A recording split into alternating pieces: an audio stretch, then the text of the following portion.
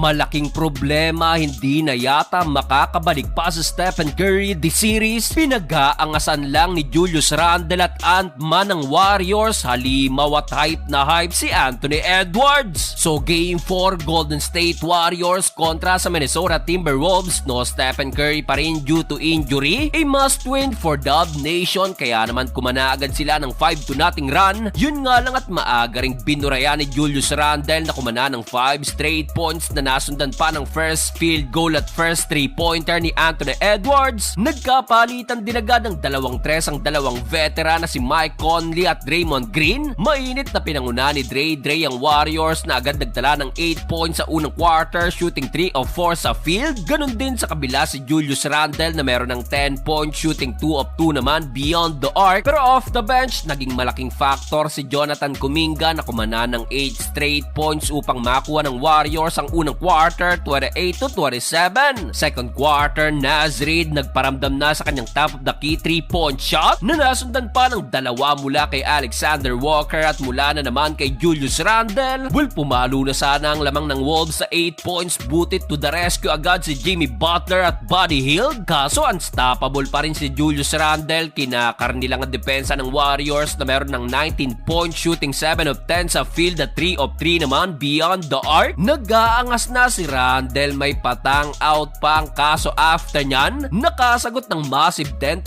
run ng Warriors led by Jonathan Kuminga at Buddy Hield. Dito napatayo na rin si Stephen Curry matapos makuha ng Dub Nation ng 5-point lead. Yun nga lang, Anthony Edwards pumahabol pa ng buzzer beater 3-pointer against 2 defender. Baba sa dalawang lamang ng Warriors, 60-58. Start of the third quarter, Julius Randle kumana na naman ng another 3-point shot na nasundan pa ng 5 straight points ni Anthony Edwards with a sidestep beauty. Nag-angas pa sa sideline si Ant-Man. Dito mas lalo pang na-hype si Edwards sa kanyang sumunod na end 1. Pasigaw-sigaw pa sa harap ni Buddy Hield. Halimaw si Ant-Man, under 5 minutes kumana pa ng back-to-back 3-pointer dahilan upang mamaga agad ang lamang ng Wolves sa double digit. Well, hindi pa natapos dyan ang run ng Wolves. DiVincenzo na libre din from the wing. A total of 17-0 run ang kinana ng Wolves. Nagtotal agad sa sarado 30 si Edwards. Showtime pa si Rudy Gobert sa kanyang alley-oop dunk. Dahil sa massive run na nagawa ng Wolves, natapos ang third period. Umabot sa sarado 20 ang tambak, 97-77. Fourth and final quarter, big development for Warriors dahil nakuha agad ni Anthony Edwards ang kanyang 5th personal foul. Pero chill lang si Edwards na nangaasar pa sa bench dahil totally kontrolado pa rin ng Wolves ang lamang. Malaking problema to